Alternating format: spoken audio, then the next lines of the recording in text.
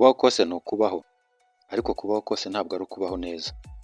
Ukuvuga kose ni ukuvuga, ariko kuvuga kose ntabwo ari ukuvuga neza. Kurya kose ni ukurya, ariko kurya kose ntabwo ari ukurya neza.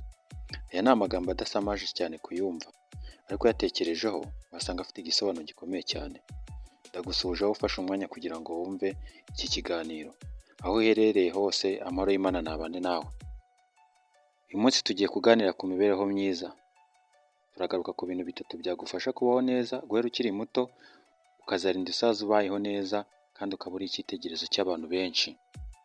Iki kiganiro ni icya Wireline TV, mwagiteguriye kandi mugiye kukigezwaho na Donatien Bimenyimana.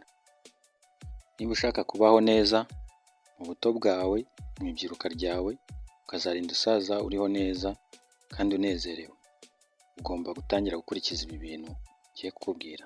Icya mbere, ugomba kuba umuntu usabana n'abandi, ugasabana na buri wese, utitaye ku cyo ari cyo cyangwa uwo ari we. Yaba akize cyangwa akennye, yaba ari mutoya cyangwa ari mukuru, waba umuzi cyangwa utamuzi, ariko ukaba uri umuntu usabana cyane. Ikintu cyitwa gusabana ni ikintu gifasha abantu cyane mu buzima, kubera yuko iyo usabana n'abantu benshi, n'abantu b'ingeri zose, abantu baragukunda kandi bakakwiyumvamo. Bagufata nk'umuntu w'icyitegererezo mu buzima bwabo, kuko baba bakubonamo umuntu ufite umutima mwiza. Tangira wimenyereze kubana n'abantu neza, ubisanzureho kandi ureke nabo bakwisanzureho. Ubane nabo utitaye yuko muri inshuti zikomeye cyane cyangwa hari icyo ubakeza cyangwa se bo bagukeza. Bana nabo ubereke yuko ubishimiye kandi ubakunze, kugira ngo nabo baguhereze umwanya wabo mu buzima bwabo, cyangwa se bakwereke yuko uburyo bakubona bibanyuze. Gerageza nyine kubabera icyitegererezo cyiza, bajye bavuga ati runaka arasabana, abana n'abantu mu mahoro. Nubona ubabaye, ubereke yuko nyine rwose nawe utamwishimye hejuru. Nunyura ku bantu basuhuze, ubereke urugwiro. Gusabana n'abantu ni iby'ingenzi cyane, ntabwo gusabana bisaba gusesagura ibintu ufite cyangwa se gutakaza ibyo ufite. Gusabana ni ukubana n'abantu ubereka yuko kuba uri kumwe nabo cyangwa se ari abantu b'agaciro mu buzima bwawe. Ntabwo ukwiriye kubana n'umuntu kuko muziranye, kuko hari icyo uri kumukesha, kuko hari icyo umukeneyeho cyangwa se we agukeneyeho. Ntabwo ukwiye guhuzwa n'abantu n'ikintu runaka gusa ubakeneyeho, ahubwo ubakeneye kuko ari abantu bari muri community runaka igize isi, bari mu bo ukeneye, kuko ntabwo ejo n'ejo bundi uzi ibizakubaho cyangwa se uzanyuramo. Niyo mpamvu umuntu uwo ari we wese naba asabana nawe, ukagira ikibazo kikubaho cyangwa se ukagira ikindi kintu runaka ukenera, ari mu bantu bazaza kugufasha kuba yakigukuramo cyangwa se yakikugezaho kukigeraho bimushimishije kandi bimunejeje. N'umukoresha mu kazi kawe azakora akazi yishimye, kuko n'ubundi abona umwisanzuyeho. Nawe nakenera kuba yaguha akazi azakaguha, kuko n'ubundi abona ko uri umuntu usabana kandi ugerageza kubana n'abandi bantu neza. Ikintu cyo kwisanzura rero ni ikintu cyiza cyane. Gusabana ni kimwe mu bintu by'ingenzi cyane ukwiye guheza agaciro kandi ukajya utekerezaho kenshi cyane. Ntusabane n'umuntu kuko muziranye cyangwa se kuko hari icyo umukeza cyangwa ko hari icyo umukeneyeho cyane cyangwa we ubona agukeneyeho. Gerageza kubana n'abandi bantu, urimo umubano ukomeye cyane hagati yawe n'abandi bantu, kugira ngo iteka bajye bahora bakwishimiye kandi bakubona neza, banagufate nk'icyitegererezo cyabo, kuko n'ubundi babona uri ingenzi mu buzima busanzwe, kandi ibintu byawe byose ubikora neza kandi ukabana nabo neza. Niba abantu bagutumiye mu bikorwa byabo, ibirori cyangwa se ibindi bintu runaka, ubyitabire. Kandi nawe niba wabigize, nawe bahamagare musabane nk'uko nabo babigenza uko. Kandi ugerageze kurushaho kurema umubano hagati y'abantu uzi, cyane cyane n'abo utazi. Mu gihe unyuze ku bantu, urusheho kubereka yuko nyine ushaka kuba wabifuriza ibyiza. Niba unyuze ku bantu bari mu kazi, babwite mugire umurimo mwiza, cyangwa se ubatere n'akantu gatoya k'urwenya ubundi wikomereze. Ni bimwe mu bintu byiza cyane kandi abantu bishimira, ugasigara mu mitwe yabo. Nimba wari kumwe n'abantu murimo kuganira, utume nimugiye muri butandukane, bongera bagatekereza ku kiganiro mwagiranye, uburyo wabisanzuragaho nabo bakakwisanzuraho. Ibyo ni bimwe mu bintu byiza cyane abantu bose baba bakeneye nyamara badakunda kubona. Tekereza ku muntu uzi uteye muri ubu buryo ndimo kuvuga, ubundi wibaze uko abaho cyangwa se ubigereranye nawe cyangwa se n'abandi bantu uzi badateye uku nguku, umbwire cyangwa se nawe muri wowe wihereze igisubizo urebe uko abayeho, umbwire niba ari byiza cyangwa niba atari bibi, niba umufatiraho icyitegererezo cyangwa se niba ubimugayira, niba ubimushimira cyangwa niba ubinenga. Nawe byibazeho ku muntu uzi ufitiye umuco wo waba uzi, umbwire niba ubimugayira cyangwa niba ubimunengera. Ubwo rero niba ushaka kubaho neza guhera mu mabyiruka yawe cyangwa se mu myaka urimo kuri ubu ngubu kuzarinda kugera mu gusaza kwawe, utangire wimenyereze ikintu cyo gusabana n'abandi bantu kuko ni ikintu kizagufasha cyane. Icyo cyari ikintu cya mbere cyagufasha kubaho neza. Ubu tugiye ku cya kabiri. Niba ushaka gukomeza kubaho neza kandi ukazarinda usaza uriho neza, ugomba gukurikiza iki kintu cya kabiri ngiye kukubwira. Ikintu cya kabiri ugomba gukurikiza, ugomba gukunda umurimo kandi ukawukundisha n'abandi, haba mu byo ukora cyangwa se udakora, ukagerageza kubikunda cyane kandi ukaba wabikundisha n'abandi. Ibyo abantu barimo gukora ukagerageza ukabibakundisha, ukabereka yuko ari ibintu bifite agaciro n'ubundi, kuko nta burya buri ikintu cyose umuntu yakora gipfa kuba kitabangamiye sosiyete runaka, kiba gifite agaciro imbere y'abantu n'imbere yawe, ugomba kugiha agaciro. Niba utambutse ku bantu bari mu kazi, bereke yuko nyine akazi barimo gukora ari keza kandi ari ak'agaciro, utume barushaho kugakunda kandi barushaho kugakorana umwete. Nawe akazi kawe ukora urushaho kugashyiramo imbaraga kandi urushaho kugakorana umutima wawe wose kugira ngo kazakugirire umumaro. Niba hari amagambo mabi buri muntu wese atakwifuza kumva mu matwi ye, ni ukumva umuntu akubwiye ngo ese aka kazi urimo gukora ubundi kakumariye iki, ubundi kakugeza kuki, kagukora kabona kakugeza kuki, aho wagakoreye kakugejeje kuki. Ayo ni amagambo mabi cyane buri muntu wese atakwifuza kumva, ndetse nawe ubwawe uri kumva iki kiganiro wakubwira amagambo nk'ayo yakubabaza cyane, ndetse ushobora no gutuma cya kintu cya mbere nagarutseho cyo gusabana nawe gitangira kugabanuka, ukaba utakongera gusabana nawe. Niyo mpamvu rero ugomba gukundisha umuntu ibyo arimo gukora, kuko nyine aba ari ibintu bishobora kuba byagirira umuntu umumaro n'ubundi, ko buri kintu cyose wakora ukagikora ugishyizeho umwete cyakugirira umumaro. Njya numva abantu bari kuvuga ngo nta kazi kabi kabaho, ngo ndetse ngo akazi ngo ko kwica ngo no kuroga. Nyamara mu by'ukuri wenda tuvuze nko ku kintu cyo kuroga, nk'abantu bakora imiti yica ibikoko runaka se, baba bumva yuko muvuga yuko ari akazi kabi, ariko mu by'ukuri none kuki iyo miti bagenda bagakora nubwo ari uburozi mugenda mukayigura? Mu by'ukuri ni kabi kuko kagenda kakingiza ibyo bikoko cyangwa ibyo binyabuzima, ariko ku bantu karagenda kagatanga undi musaruro.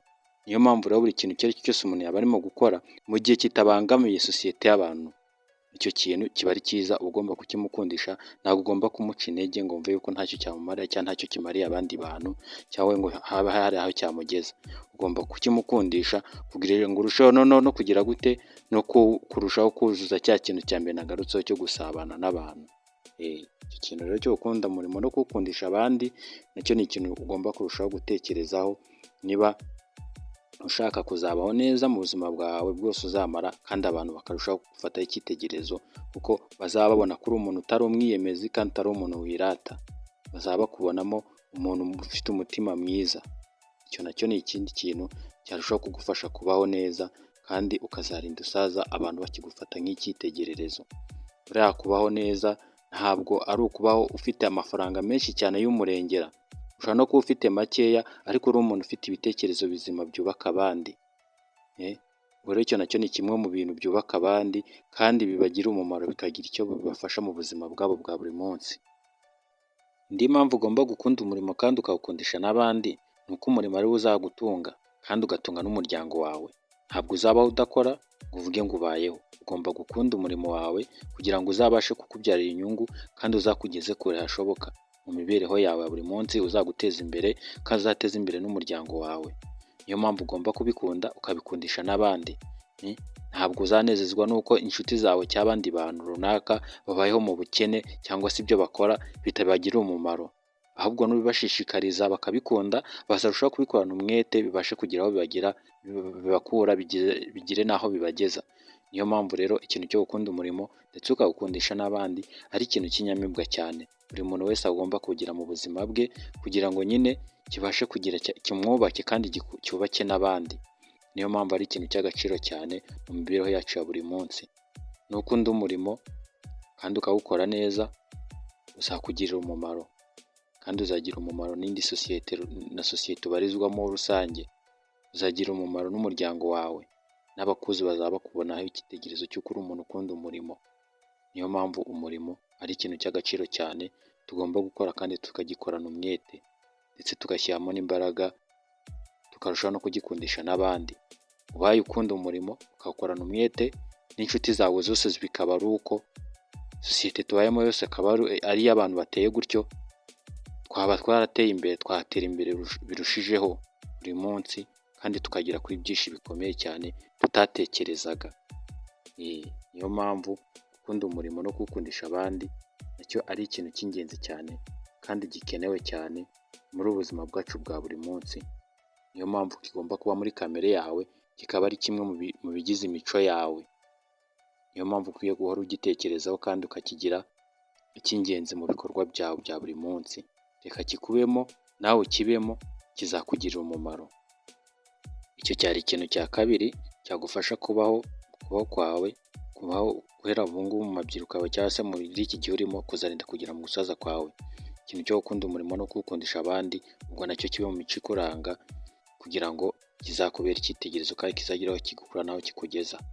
Ubu tugeze ku kintu cya gatatu. Ikintu cya gatatu tugiye kugarukaho nacyo ni ikintu gikomeye cyane kandi cy'ingenzi mu buzima bwacu bwa buri munsi. Ugifite nawe kibasha kugira icyo kimumarira kuruta umuntu utagifite, kandi kibasha kugira icyo kimugezaho mu buzima bwe bwa buri munsi, kandi kikazamuherekeza kurinda kugera mu gusaza kwe, kikamufasha mu kugira imibereho myiza, akarushaho no kubera abantu benshi icyitegererezo. Ikintu cya gatatu rero ni ukuba umunyakuri igihe cyose, aho uri hose, ukarangwa no kuvugisha ukuri cyangwa se gukora ibintu bitarimo amanyanga. Icyo nacyo ni ikintu gikomeye cyane cyagufasha kuzabaho neza kandi ukazasaza neza. Ikintu cyo kubarangwa n'ukuri ni kimwe mu bintu by'ingenzi bigaragaza umuntu w'inyangamugayo. Kuba uri umunyakuri, abantu bose bagufata nk'icyitegererezo, kuba uri umuntu uvugisha ukuri batakuziho kuba umunyamanyanga. Ibyo uvuga byose biba mu kuri, ibyo ukora byose biba ukuri, ukavugisha ukuri utitaye yuko uwo uri kukubwira muzinanye cyangwa se ukuri uri gutanga kuri buze wenda kwangiza umubano wawe n'uwo muntu urimo kukubwira. Mubwiza ukuri kugira ngo bimufashe cyangwa se bigire icyo bimumarira. Ntabwo byari bikwiriye kugira ngo umuntu wange kumubwiza ukuri kugira ngo umubano wawe nawe utangirika. Ntabwo ari byiza kuko numubwira ibinyoma nibyo bizahindukira bimusenye, kandi nibimara kumusenya bizahindukira nawe bigaruke bisenye na wa mubano wawe nawe. Kuba umunyakuri, niba umuntu yakosheje utitaye yuko muri inshuti yakoshereje umuntu, umubwire uti hara niwe wakoshe, niwe uri mu makosa. Umunyakuri igihe cyose kandi aho uri hose urangwe no kuvugisha ukuri. Utari umuntu uca hirya no hino ngo ushyigikire ibitari byiza, ushyigikira abantu bari mu mafuti, ushyigikira abantu bari gukora ibikorwa bitari byiza. Umunyakuri, ibikorwa byawe byose bibe biciye mu kuri, ibyo uvuga byose n'ibyo ujyamo byose bibe ari ibintu biri mu kuri, kugira ngo bigirire sosiyete urimo umumaro, nawe ubwawe yabashe kukugirira umumaro. Igihe utari umunyakuri, abantu baba bakubona nk'indyarya cyangwa se bakubona nk'umuntu w'umunyabinyoma. Ntabwo uzaba uri icyitegererezo kuri bo, bazajya bagufata mu yindi shusho. Kuba umunyakuri ni icyo kintu cya mbere nacyo kigaragaza umuntu ufite imico myiza kandi w'imfura. Reka mbaho urugero kuri iki kintu.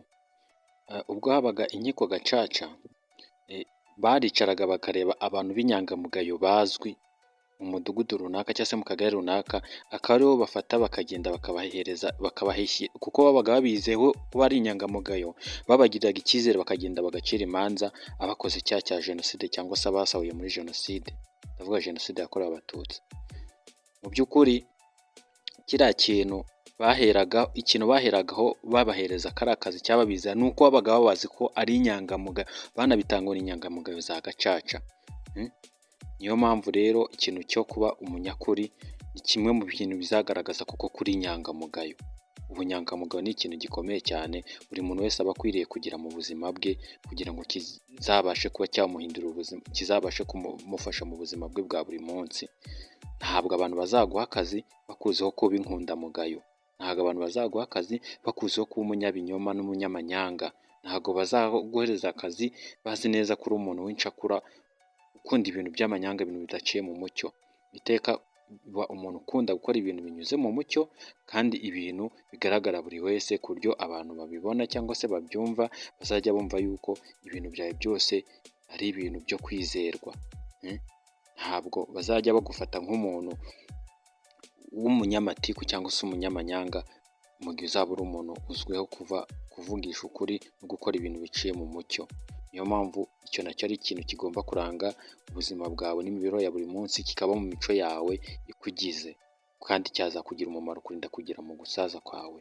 Nawe utekereje neza ukareba umuntu waba uzi w'inyangamugayo, uvugisha ukuri, ukora ibintu biciye mu mucyo, ukaba uzi ngo runaka ntabwo namubwira iki ngiki kuko ntiyacyemera, kuko mu mico ye ndabizi neza ntabwo ajya akunda ibintu bitari mu mucyo. Ibi bintu bikunda kuba ku bantu b'abakecuru cyane cyangwa abasaza, nibo bantu nzi muri iki gihe bakunda kuba ari abantu b'abanyakuri. Ariko hari n'abantu bakiri bato nanone batajya bajya mu bintu bitari byiza cyangwa se mu bintu bidaciye mu mucyo, akaba atabikwemera kandi akiri mutoya. Ibyo rero biba bikwiye natwe kuturanga, tukabifatiraho icyitegererezo, tugatangira tukabyimenyereza bikaba mu mico yacu itugize ya buri munsi, bikaba bimwe mu bintu bituranga. Ubwo rero kuba umunyakuri, ukavugisha ukuri, ibyo ukora byose bikaba nta manyanga abamo, nicyo kintu cyari kiri ku mwanya wa gatatu, ari nacyo kintu cya nyuma nari nateguye. Ibi bintu bitatu nibyo nari nateguye byagufasha kubaho neza guhera ubu ngubu ukiri mu buzima, waba ukiri muto, bikazaguherekeza, bikazakubera akabando kaguherekeza mu buzima bwawe, ukazarinda usaza ubayeho neza, kandi n'abandi bantu benshi bagufata nk'icyitegererezo mu buzima bwawe. Ubwo rero ibyo bintu uko ari bitatu uzagerageze rwose kubishyira mu mico yawe ikuranga. Gusabana n'abandi bantu nicyo twabonye ku mwanya wa mbere. Ku cya kabiri twabonye gukunda umurimo cyane no kuwukundisha abandi. Icya gatatu tubonye kuba umunyakuri igihe cyose aho uri hose, mu mirimo yawe no mu bikuranga byose ukaba uri umuntu w'umunyakuri. Ubwo rero ibyo byari ibintu bitatu nari nabateguriye byadufasha kubaho neza, bikazaduherekeza kugeza mu gusaza kwacu, kandi tukaba turi icyitegererezo cy'abantu benshi. Niba iki kiganiro wagikunze, jya muri comment ubitubwire, cyangwa se umbwire ati njye ibi n'ibi ntabwo mbyemeranyaho nawe, kuko ibi ni ibintu nitegurira ariko mbikuye mu mutwe wanjye, nta handi hantu hamwe mbisoma. Njye ngerageza kubisoma mu mico no mu bindi bintu ngenda mbona mu buzima busanzwe, nangiza ngategura iki kiganiro. Gira icyo ubimbwiraho rero, umbwire n'icyo ubivugaho. Ariko niba utarigeze ukora subscribe, wayikora kugira ngo uzajye uhora ubona iki kiganiro, kuko ni ibiganiro ngiye kujya ntegura buri gihe nkahora mbishyira kuri iyi channel. Kandi ndagushimiye cyane ko wafashe umwanya wawe, ukigwa mu mwanya wawe n'ibyo warimo byose, ukumva iki kiganiro. Ni iby'agaciro cyane, birushijeho kunyubaka. Nzakomeza gukora ibintu nk'ibi, ariko nanjye nzakarushaho kubishyiramo umwete mu gihe nzabona ko munshyigikiye, munkurikira muri benshi. Nimba nawe wemeje kuba mu bazajya bankurikira rero, kora subscribe. Ndagushimiye. Ikiganiro nk'iki kizaba ari ikigaruka buri munsi. Ciao ciao, tuzasubira. Imana ikomeze kubarinda kandi ikomeze kubaha impagarike n'ubugingo, ikomeze kubarindira mu byo murimo byose, ikomeze kubahereza ibyiza byose muyikeneyeho. Icyo nabasaba nanjye nisabira, ikomeze kubana nanjye kandi mubane n'abandi bantu mu mahoro no mu mutekano. Ibyiza byose ndabibifurije mu izina ry'Umwami wacu Yesu Kristo. Amen.